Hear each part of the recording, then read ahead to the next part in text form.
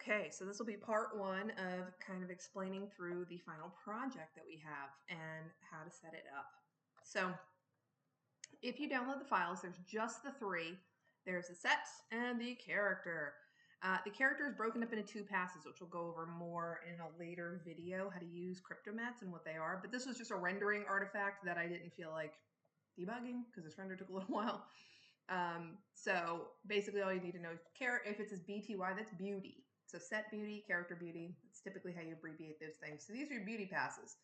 This is for your mats. So for making masks on different parts of the render, which we'll go over, like I said, later.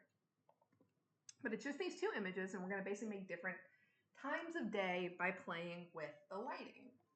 So first things first, to get started with this, what you want to do is set your project settings. Everyone needs to remember to do this. As soon as you do this, you should be good for the project. So the frame range, hit S if you want to get to the project settings easy, is 1 to 350. You got to have 1 to 350 because we're going to have enough time to be able to do a nice smooth transition between all this stuff. So 1 to 350. Your resolution is 1920 by 1080. Pretty standard. But once you have this set, 1 to 350, 1920 by 1080, you're good. So if you look, all these renders are actually 1920 by 1080 already. So no need for reformats, no need for anything fancy, no reformats or anything. If you use roto paints, whatever you do, it's basically all in this world.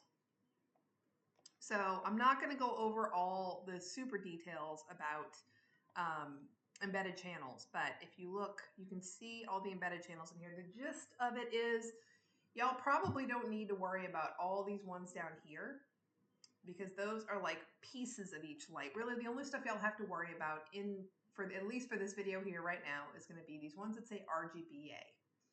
And what those are, if you make a shuffle, we're going to use shuffles a lot here, is if you view it, it lets you basically like a deck of cards. So think about each one of these passes under the hood. Think of this like a stack of papers. And you shuffle, you literally get to pick one, like say like that one, and shuffle it to the top of the deck so that it's right where your RGB is. So that's really all we use shuffles for, so kind of shuffle things to be the RGB. So when I say RGB, it's the same thing as the beauty, like BTY like this. It's the stuff you see when you look at an image. When you like view the alpha or any of these other channels, these are not the RGB. The only one that's the RGB is the one called RGB. We usually leave it on RGBA though, so that we can easily kind of do this and like flick back and forth and look at our alpha. So in a shuffle, we can basically pick what we want to look at instead of this. So if we go pick one, and I'll pick like that environment light to start, you can see in this node now, if I view it, if I view the original, and then I go work my way down, like down the line, now I've just shuffled out just the environment light. That's all this is. It still has the alpha, just like normal, but it's just that environment light. So I can basically break out, just like this, each light. And ENV is short for environment light, or like a fill light. You don't need to fiddle with any of these. In some of the other nodes that we're going to shuffle out, or other passes, we will. But for a default, like just like a beauty image to a beauty image, you just pick what you want from this little drop down right here. Just pick what you want. I always go in the node tab and I give my thing a name, because as you can see here, it has a name. If you don't, you're just going to have a sea of shuffles and not know which one is which. And you're going to have to click each one every single time you want to look at stuff and make changes and go, which one is this? Which one is this? So make your life easier and name everything. But basically the gist, so I'm going to move my character over for now because he's kind of not, we're worried about the background. Both of you over here. Background. Basically what we want to do is go break out each and every one of the lights that are happening here. This is every light in this scene. This is more light than you need in this scene. This is not a realistic lighting setup. But that's what a lot of compositor or a lot of lighters do, is they'll throw a lot of lights at a scene. That way you have it if you need it. If you don't need it, don't use it. Disable that light. It's a cool flexibility that we have that you really don't have in any other context. So we have the ability to really kind of dial in which of these lights that we want, which ones we don't. And that's really what we're going to be doing here. But we're going to build it up. We're not taking away from this image. We're going to build it up from all the pieces and parts, kind of like this one. So there's a couple different ways you can organize these. I like to do it across like this, left to right. Remember, we always read things as English, Western countries typically go left to right and read things left to right, top to bottom. So that typically is a good workflow. But basically, I am a big fan of copying and pasting.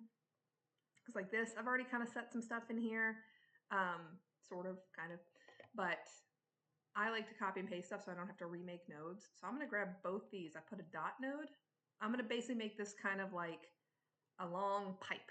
So this will be like my main pipe that's coming straight out of this. It's feeding straight out of here and then branching off to each of my shuffles that I'm going to make to kind of say like, all right, here's going to be this light. Here's going to be this light.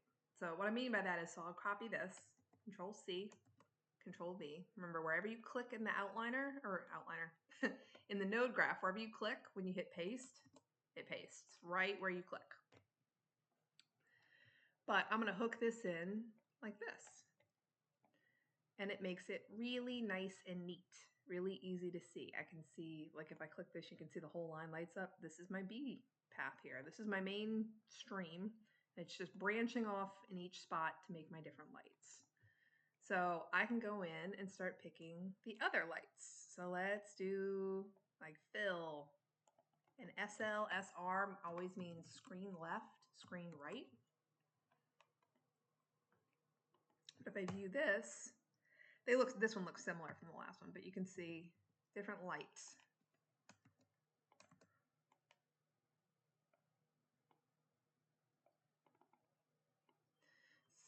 So I'm just going to do, I'll do all of them. I'll do them quick.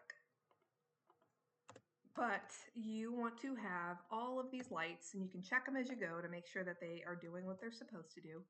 But basically, it's a rinse and repeat of copy, paste, go to your next light, select it from your drop down here, change the name. And you can check them and see. But see, now that's just the lamp light. So that's almost all of them. Now let's do sun. So like I said, I gave you a bunch of lights to work with. You may use them, you may not. Some work well for indoor or nighttime type things. Some work well for outdoor daytime things like sun. Just see what you want to use. But I think as a good practice, just setting these all up like this actually makes things a little bit easier. So that's like a top light that I have. If anybody uses this pass, it's a good pass. It's actually better for the characters, but if anybody uses this, you can see the area light was a little bit low in the scene, so you can actually see it reflected in the glass on the picture frames. But it gets a little dark here, so just something to bear in mind if you use it. All right, and the last one, we have a TV light. These are kids sitting in front of a TV. Ta-da! All right, so now we want to make a way to combine these again. So if you think about this, all of these lights, each one of these is its own light. All of these lights combined should equal this image. So when we're dealing with light, we don't really ever want to deal with overs because light, like I'll show you, if I just over these two and view it, it's just going to show me what my fill light looks like or whatever, or my environment light in this case. If I click my thing and I flip the inputs, it just flips which one I'm looking at. It's not, light is additive. When you shine a flashlight on something, it doesn't make the stuff behind it go away. It just adds more light to the room or to the scene. So to do that, we basically always want to use an additive operation. Plus is the default. It is the best one you can use. Screen works too, but you get a little better result with a plus. So if I do a plus like that, you can see now it's those two lights combined. So it's this light plus this light equals this. Pretty good. So one thing that I actually usually like to do, and actually hook these up wrong. I actually want my inputs backwards from this. So this will be my B. It's nice to have, I usually treat these kind of like each one of these can be disabled or enabled. You can leave them like this if you want, but can be disabled in order to not have that light affect the scene. If you want it, you can turn it back on. If you really want, you can come in and dial it in with the mix. So you have tons and tons of control over each light. And then in this area here, you can go do color corrections. But the first light here, if I hook this up like this, I won't get the control to turn this one on or off or dial it in. So to solve for that, I usually like to do this and hook it up like this. So now this lets me, here, I don't even have to open, I can just show you.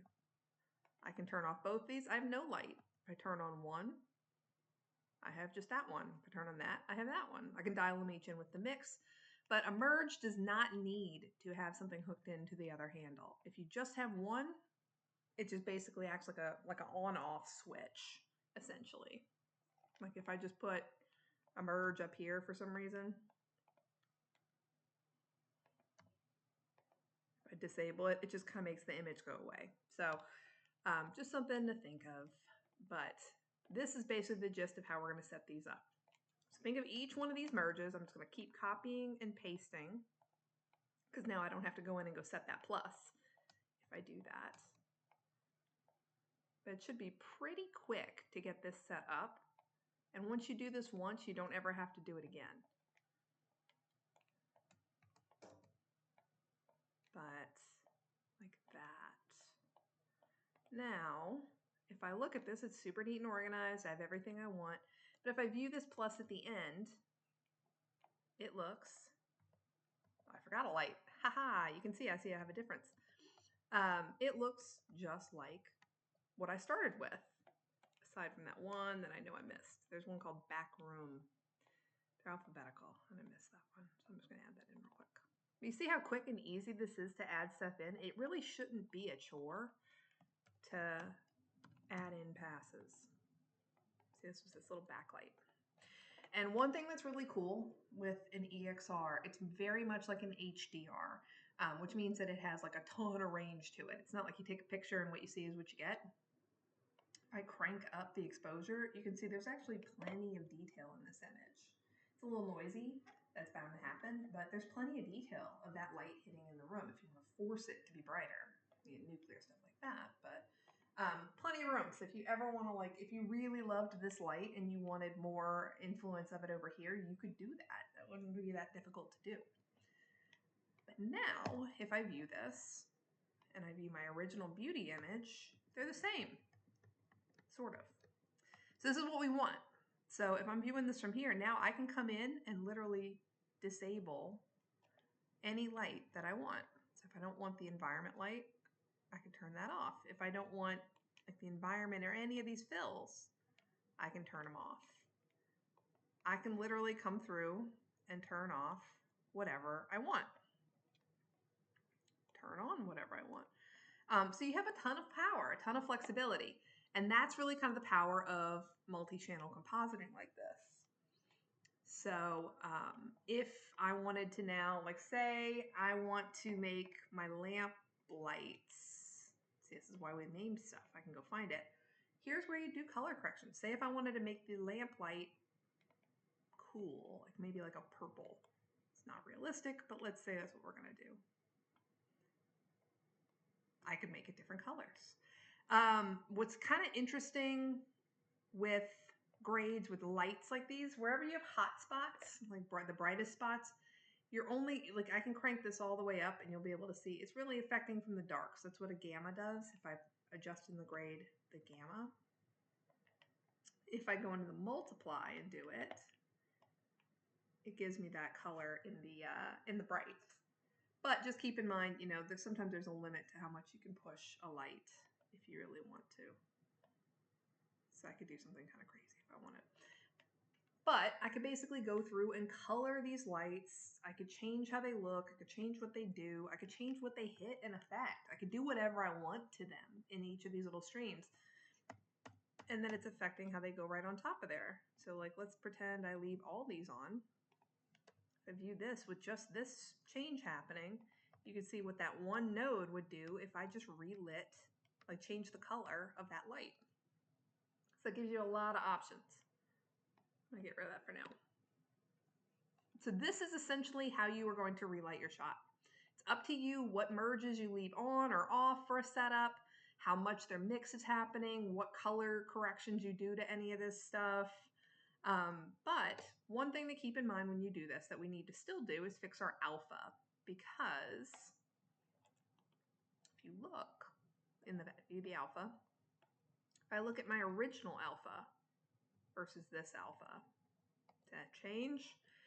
So by default in a merge, it is also going to copy over your alpha. That's fine under normal circumstances, especially if we're doing like an over and we want to like add those two things together. But for a plus, you don't really want to add that alpha a lot of the times. But we could have gone through each one of these and disabled all this stuff and it would have been totally fine. It would have looked correct, but that's a lot more stuff to do.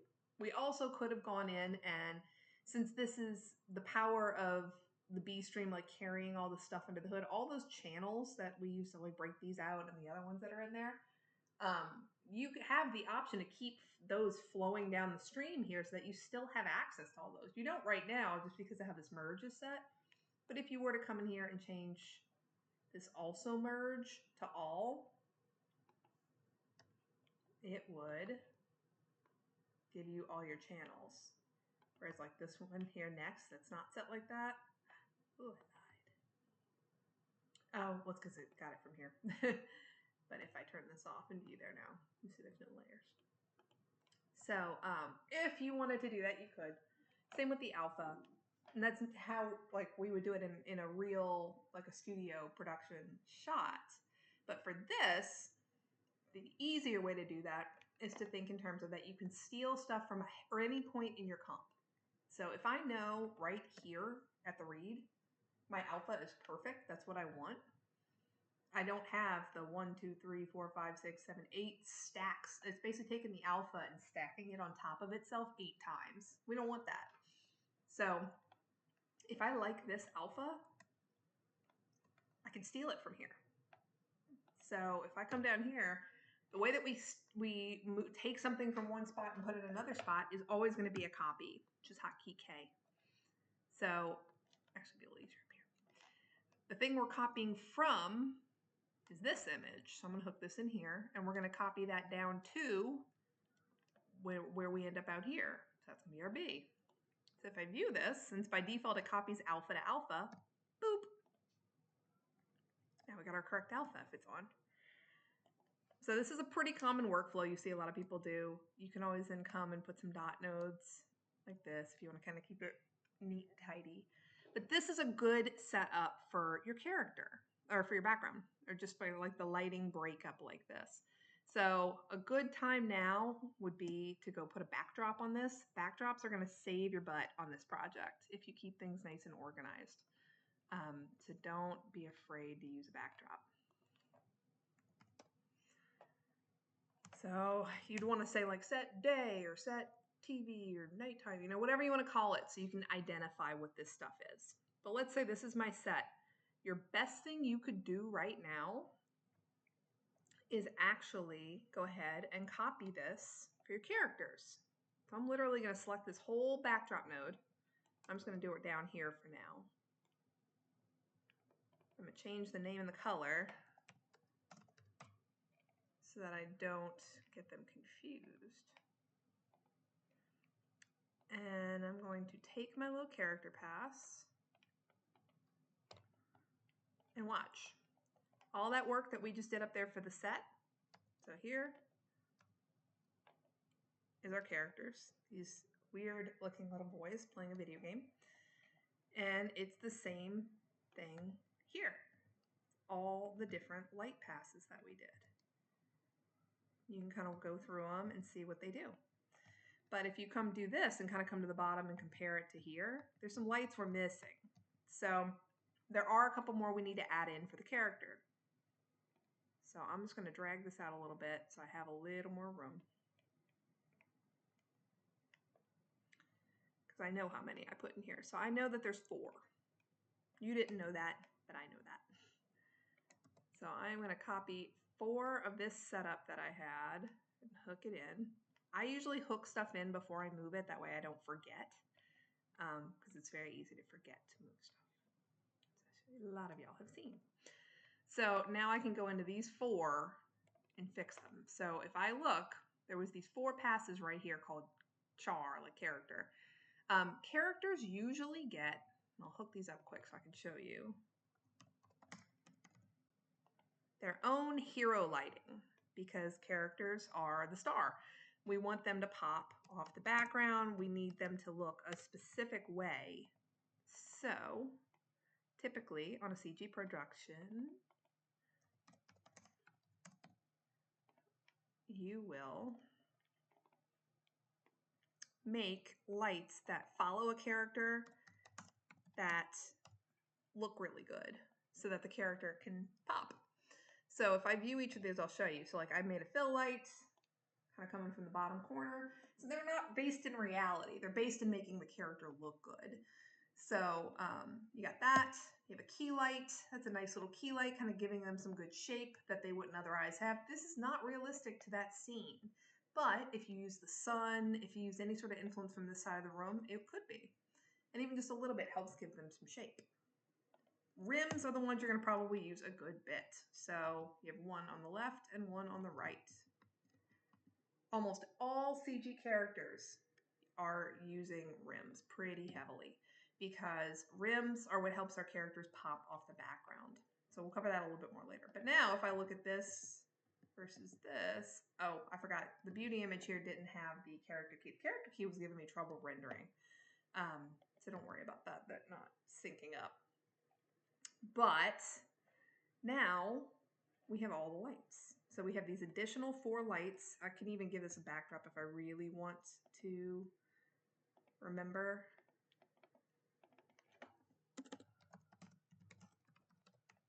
Say like character only lights. But look, it's pretty easy to see what's going on. So now if I've been putting everything in backdrops like this, I can kind of organize this a little bit neater and see how, well, I like everything nice and neat and straight, but basically all we would need is a merge because we literally want to put our characters A over our background B, just like that. And I will move you over to make you nice and straight. But now, if we view this, it's going to have 0 color corrections happening, all the lights in the world on them. But this is now, I'm just leave that there for now, a solid setup for one of your looks. You could give it another backdrop if you really wanted to go crazy. Go backdrop nuts. I'll call this day. Sure, why not? All right, so this would be one of my setups. Before I do anything, so remember, like I can always come in here whenever I want to dial in my lights. I could turn off a ton of lights. I could do whatever I want. Ideally, you probably want to do something similar between the 2 of these. But like I said, the characters have their extra stuff. They kind of get treated like their own thing to make them look really good. And these guys look a little funky. We'll deal with some of the stuff like their weird jaundiced eyes and lips and teeth and stuff later. But if you get this far, basically your next step, so the whole point of this is that we're going to do 2 distinct lighting setups of your choice. So the easiest way to do that, you've done the hard part. Click this, copy it all, paste it all. Ta-da! I now have 2 blank slates ready to go. I can go change these and say like, the easiest obviously combination is to do like a day and a night. But you can do whatever you wish. So if I took the time, I'd go through and actually rename all my other nodes and backdrops and stuff. But pretty clear, I can see here's my set for my look 1. Here's my set for look 2. Here's my character for look 1. Here's my character for look 2. So if you can get this far, you will be able to dial in 2 different setups, one here, one here. And then next class, we'll talk more about how to actually blend between them.